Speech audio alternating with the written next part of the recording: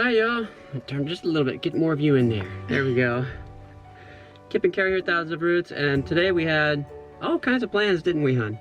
Mm-hmm. But you know what? The Father had different plans. It is raining here, which is for the rain. Yes. We are so thankful because it was dry for a good few weeks there. Mm-hmm. Got quite dry, so we're super thankful for the rain. So we're just gonna change our plans a bit. And guess what today is? Today is our anniversary. You know what? Today is the first time me and my lovely wife are gonna go off by ourselves. By ourselves? Just the two of us. In about, how many?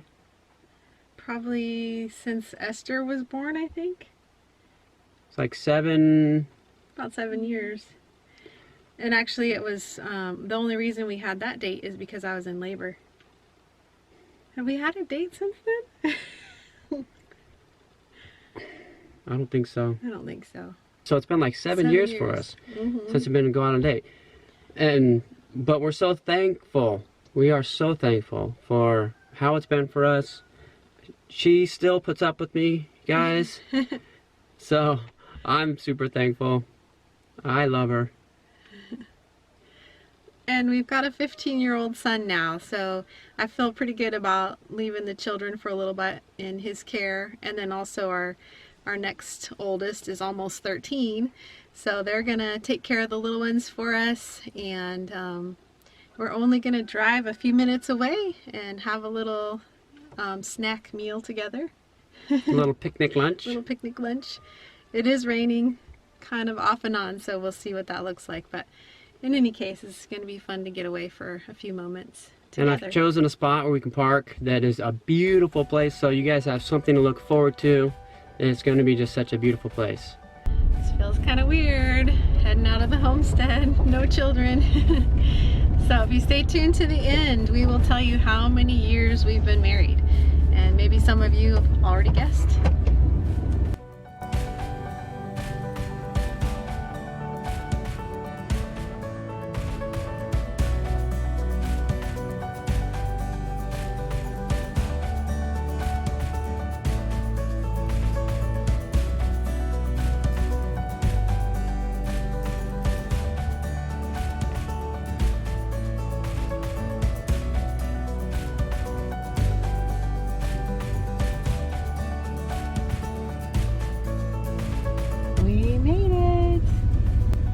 Swan Creek Chapel, beautiful place not too far from our home.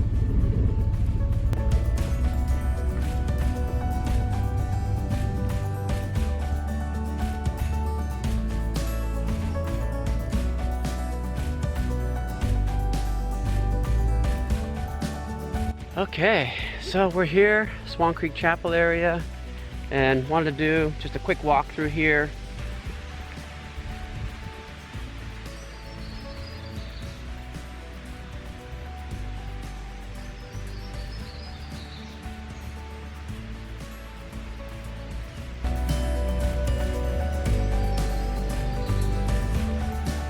So here at Swan Creek, it's like, guys, it's so beautiful here that you almost just want to whisper. Yeah. Because you don't want to disturb like the beauty that's here. I'm serious. So peaceful, and there's just this light little drizzle right now. Birds singing. The weather's perfect. It's not too hot, not too cold. Oh my goodness. Gorgeous.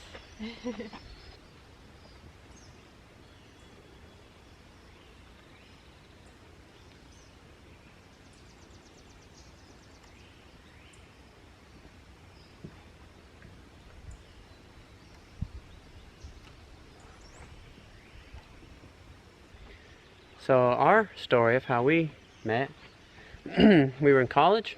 I was a 25-year-old freshman. I didn't go to college to look for a girl. I went to college to study the Bible. And I had determined that I was not even there, I wasn't interested in girls. And after about 4 months, 3 or 4 months of being there, I saw this girl. And she had her green rain jacket on. She had her hood on. It was raining. And she walked by me, and I'm like, kind of stopped me in my tracks. I'm like, for some reason, she just stuck out to me. I'm gonna meet her. So I determined to meet her. And at Simpson College, there was chapel 3 days a week in the morning. And one morning soon after I saw her, on the way to chapel, I stopped, and I knew she was behind us. I stopped and told my buddies, hey, I'm gonna wait for her. I'm gonna introduce myself to her, and they're like, dude, you're crazy. Reason being is because the culture in that college was all this hype about marriage, relationships, and huge amount of hype and pressure, peer pressure, faculty pressure. No joke, it was heavy pressure. But I said, I don't care about any of that. I'm gonna stop and wait for her and introduce myself. So I did. And what was that like for you, hon? Well, it was my birthday, so that was kind of cool, my 22nd birthday, and I didn't think a whole lot of it at the time. But I knew. It was kind of strange that the way he just came right up to me and said, hi, I'm Kip, what's your name?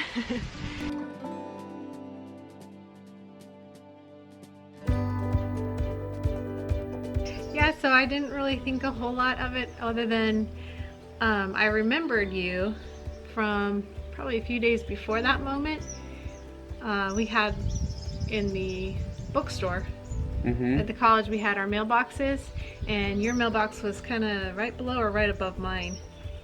And I had been sick with a sinus infection on that particular day, and you noticed that I wasn't feeling well, and you genuinely, you said something that, are you okay? And I just remembered you as somebody who actually genuinely cared when you asked how I was doing that day, and that really stuck out to me. You mean I actually paid attention? Yeah. When you talked? Right. So then when you introduced yourself to me, I was like, hey, that's that guy that really seemed to care. So then after that, whenever I saw her in the cafeteria, I just asked if I could join her. And I chose to enter into her world. I didn't try to draw her into my world. That was acceptable to her. But I was on a mission. So then after sitting with her a few times at lunch and whatnot,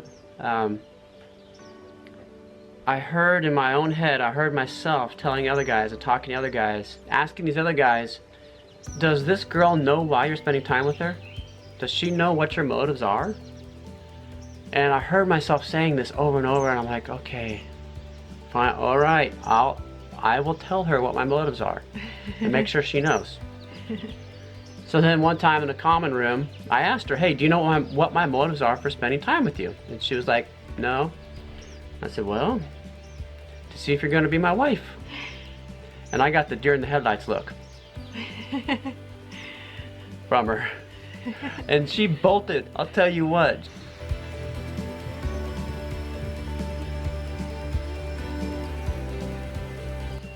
So what do I mean by you bolted?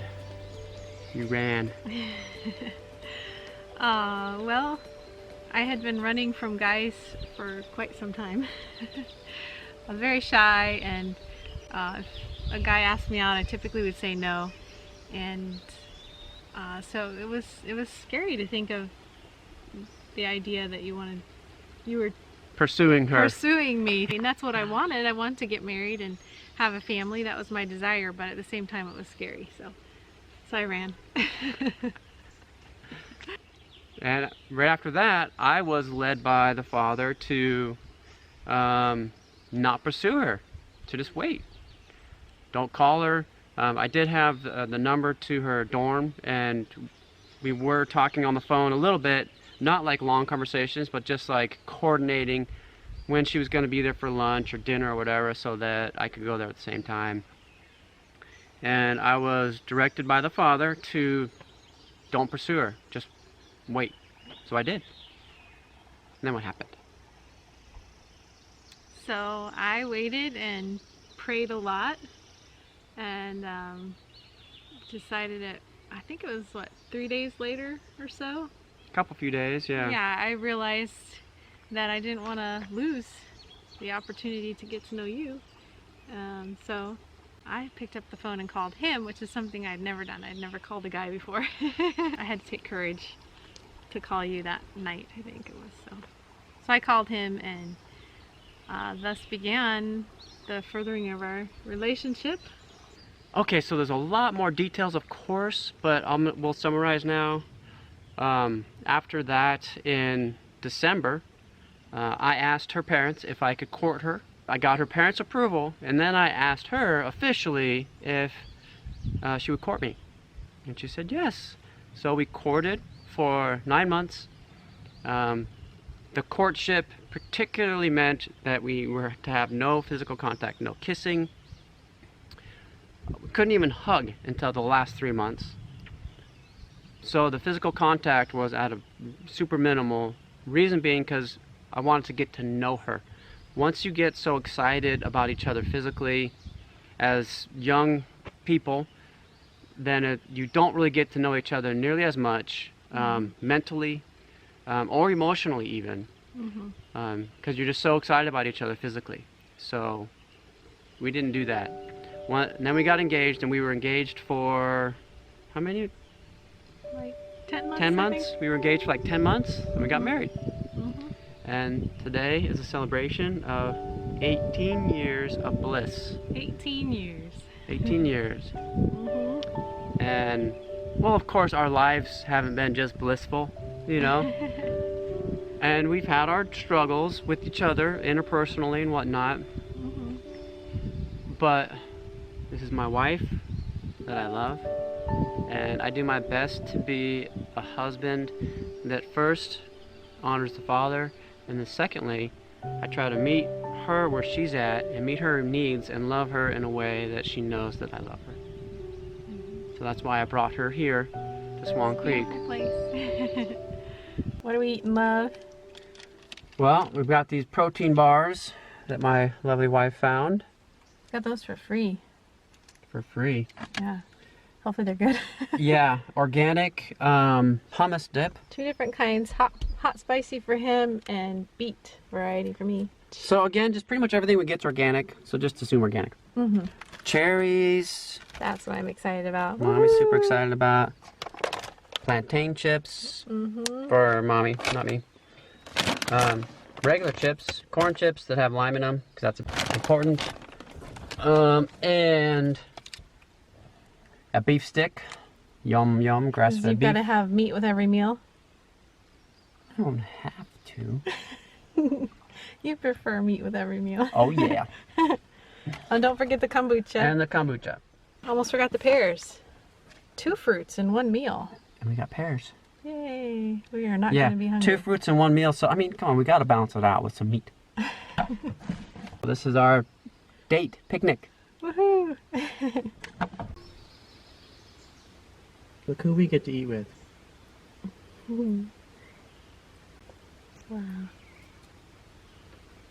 There's 2. They're about 80 yards away. Got another lunchtime visitor, yeah. A little armadillo. Can't get any close enough.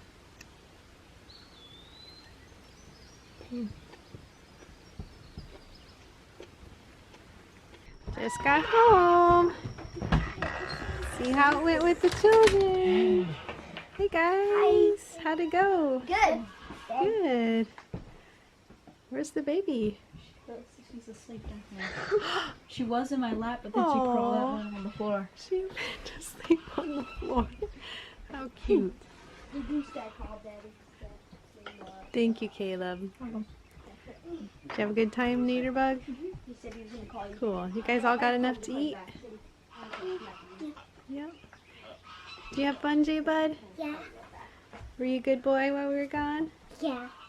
Good. It's good to be home. Wonderful trip. Such a blessing to be able to go out with my wife alone for a while.